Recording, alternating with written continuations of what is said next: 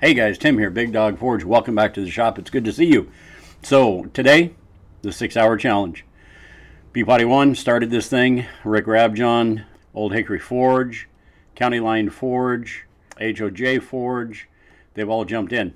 So it's my task to build a knife in 6 hours that can chop hardwood, chop an ice block, do a rope slice, and then after all that, cut paper. Yeah, well, miracles do happen, I suppose. And we're going for one today. So anyway, stick with me, guys. I'll see you on the other side of this thing, and then we'll take a look at it and have a little talk about it and figure out what went wrong. I don't... We'll see. All right, guys, stick with me. It should be fun. Thanks.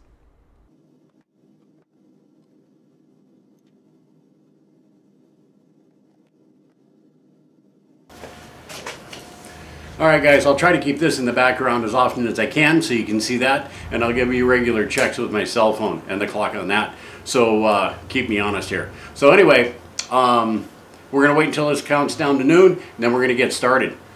So a little nervous. I'm going to start with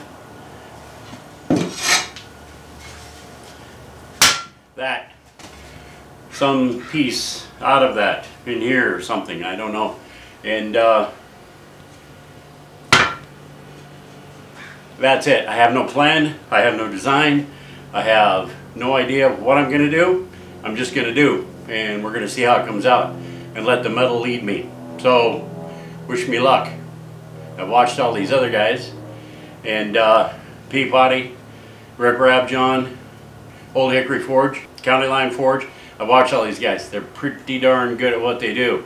So the advantage I have is some machinery. I just got to let my creativity take me where I go. So anyway, let's get moving on this, guys. We'll see what happens. So yeah, wish me luck. Alright guys, it turns noon and it's time to go. So we've got 6 hours to get this thing done, and this is where I'm starting. In any case, we've got 1 hour that is going to be used for heat treat. So starting at noon, that'll take us to 7 o'clock. I'm just going to keep going, and at the end I'll deduct 1 hour and see how long it takes. That's about the best I can do. And honestly, when I was doing this, moving the camera around for the different shots, making sure the angle was correct, the light was okay, and trying to make sure the clock was somewhere it was visible took probably more time than most of the things that I did. So it would have gone a little quicker, I think, had someone had been, you know, filming for me and that kind of thing. But here nor there, it makes no difference. It did not affect the outcome whatsoever, other than maybe a little bit of time. So as I was cutting out the leaf spring on this thing, it had some lines in the rust that just resembled a sack. So that's what we're going to go for, something that resembles that. Building it this quickly and without any plans, it's just hammer it out and see what comes out, basically. But that's kind of the shape I'm going for here, and I'm going to use just about every hammer that I've got hanging in the hammer rack. We're using this larger Alex steel thing to sort of get the basic shape going, and I'm heating it up here a couple of times pretty high as I'm working it. I found that working with leaf spring, if you bring it up to temperature several times and then work it until it's cold, it tends to lose that memory that it had, and it doesn't want to turn back into a leaf spring when you temper it or when you quench it. So we took a few extra heats at a little higher temperature to get where we needed to go, and I'm going to leave that there to anneal and put it on the floor, and it's still way too warm, so I got a couple of minutes. but not that much time, so we put on some gloves, and I gotta notch this thing for a tang. We're gonna go with a hidden tang on this thing, and that little bandsaw, the steel was hot, the bandsaw was a little dull, and it just didn't want to cut that, so we went to a cutoff wheel. There we are. We're about 55 minutes into this, and we need to get that tang heated up. This is where the machinery is going to help me out. Floyd's going to jump in and help me with this.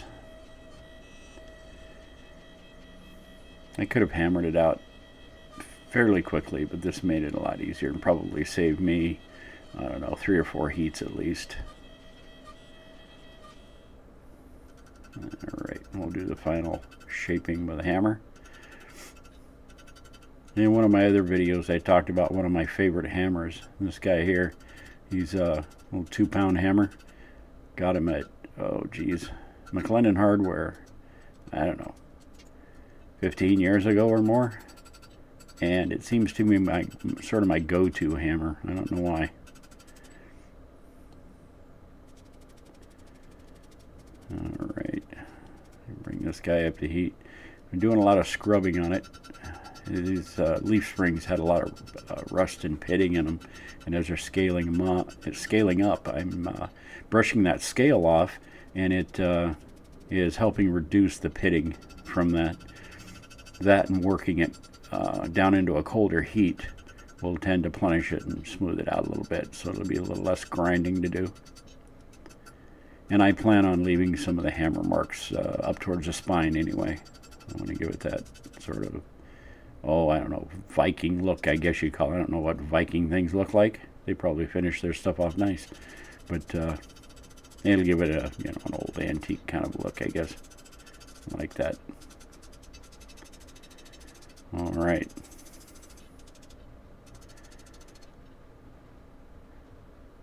There we go. 130. Okie doke. We're going to let this guy cool off on the anvil here. And we're going to measure him for something for handle. And I haven't really figured out what yet. So it's cooled down. We got it jigged up in our bevel jig. And we're going to use the beveling jig just to get this thing started. And once we get those bevels established, then we're just going to go for it by hand. It'll be a little bit quicker than having to deal with that jig. And I'm okay once the bevels are established. I'm pretty good at it. It's just establishing those by hand. Freehand is not the greatest at that. Actually, to be honest with you, I suck at that. So beveling jig is for me. Alright. There you go. And I have no idea why I kept that glove on other than the fact that I was just in a hurry and didn't have time to take it off. Alright, there's your time check.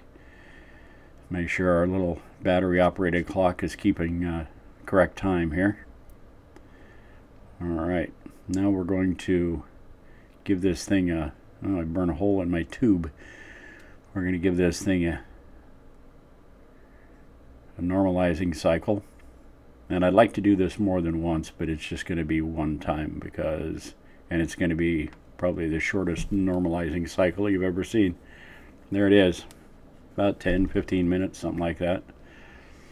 And we're going to put the gloves back on because it's still hot to the touch. And we're going to take some of that scale off there so we can get this thing shaped, and then figure out a handle for it. I don't want to quench it until I've done some of the handle work. And we're going to put some notches in this hidden tang. Something for the epoxy to hold on to. There we go. And I've got kind of a different thing I want to do with the tang that'll help me out with my epoxy and help me move forward a little bit quicker. I thought about this when I got just about to this point, and I had pretty much turned the forge off at that point because I wasn't going to need it until, you know, time to quench this thing. We're going to mill out this little bolster plate.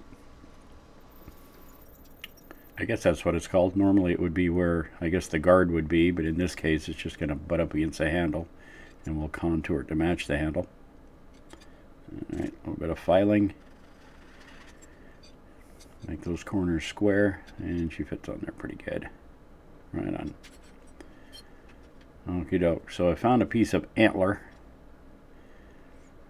and the wide part of the antler is about as wide as the blade itself. So this is going to be a little bit backwards. Handle's going to be a little conical shape towards the hilt. There we go. We're at 3:30. Times are running out. We got to get moving.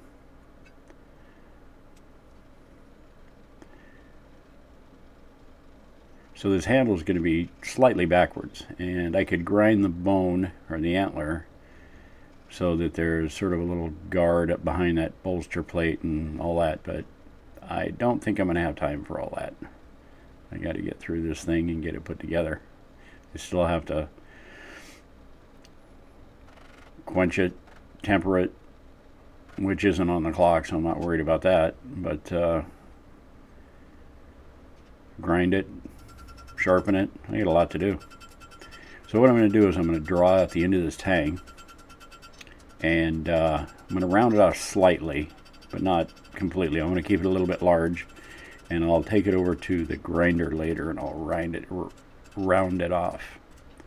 And I'm going to thread that so that when I put my handle on, I can put a nut on there, hold it all together. So that will be my clamp for the epoxy, and I can continue working on the handle to save myself some time. And to see how that works out.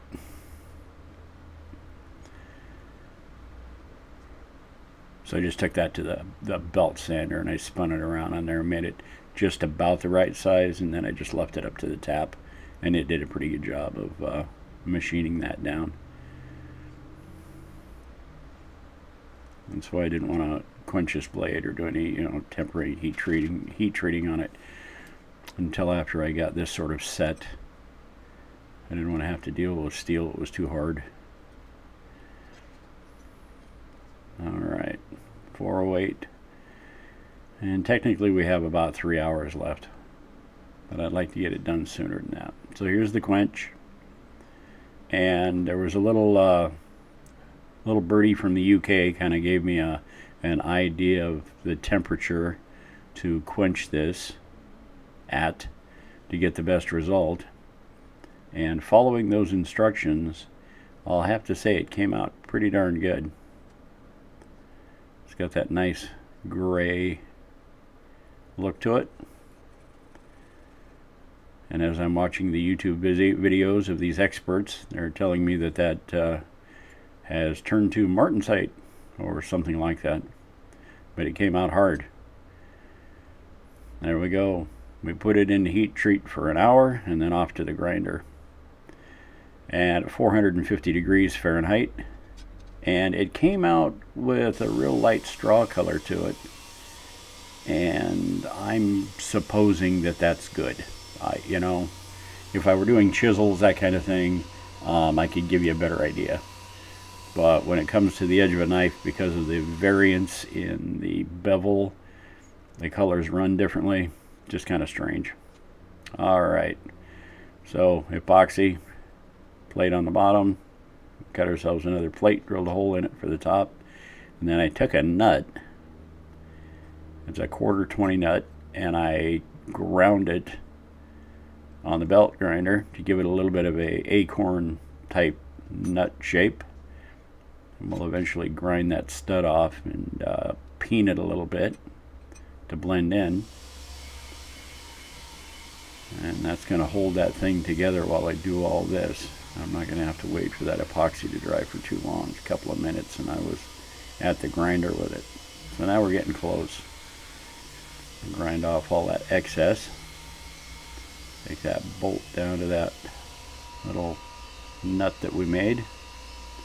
And we're going to go through a few belts here, and I'm going to end up at about 1,000 grit belt, and that's going to be pretty much my final sharpening on that thing, that belt. And here we are. 6:29 is when we finish this thing.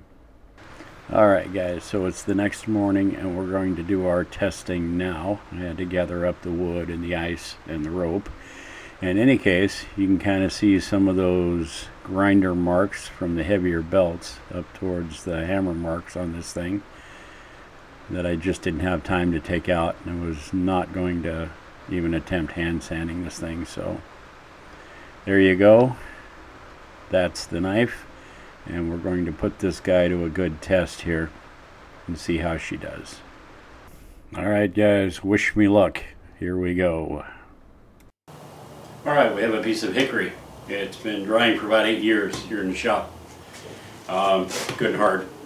Ice, rope, 10 chops, 5 chops, 1 chop. I'm afraid of that one. See what happens. We have some paper.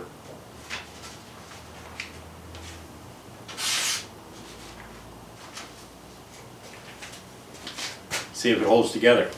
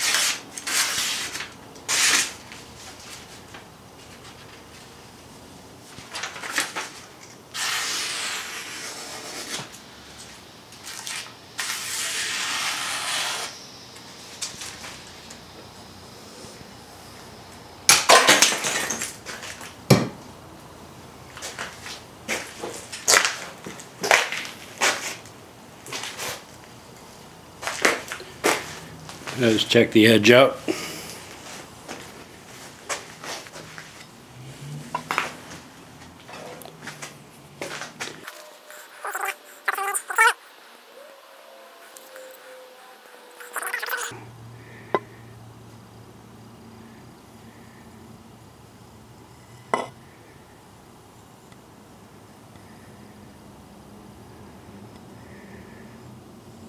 Looks pretty good. Okay guys, there's one thing left to do. We got to measure this thing to make sure we didn't go over. So the blade, let's get a tape measure on that blade and hilt up. We're just a hair under 8 inches. All right, and we're going to go, ooh, you have to back up for this one. Let's see. You go all the way down to the end of the handle at the 1 inch mark right there, and we are at 13, looks like 13 and just about 1/4 inches. So I think we're well within our parameters there. All right, so little knife did well. It held up under all that hardwood and ice, and it almost made it all the way through the rope, 1 strand short, and it still cut through paper after that. So I'm really happy about that, and yeah, it I don't know, pretty darn good. Anyway, so I'm going to call it a success on my part. I think it was a lot of luck, really, and some good advice from some good people. So thanks for checking it out, guys. I really appreciate it. Thanks for stopping by Big Dog Forge. I can't say thanks enough. And thanks to all you folks who have subscribed recently. Patreon guys, you're awesome. And if you think about it, why don't you hit the little like button and share the videos. That's what we do. And then subscribe if you haven't subscribed. And if you have subscribed, make sure you ring a little bell, and it'll notify you every time I put out a video. And that's a good thing. So thanks, guys, again. And we're going to call it good. So take care and be safe, guys. We'll talk to you next time. Bye-bye now.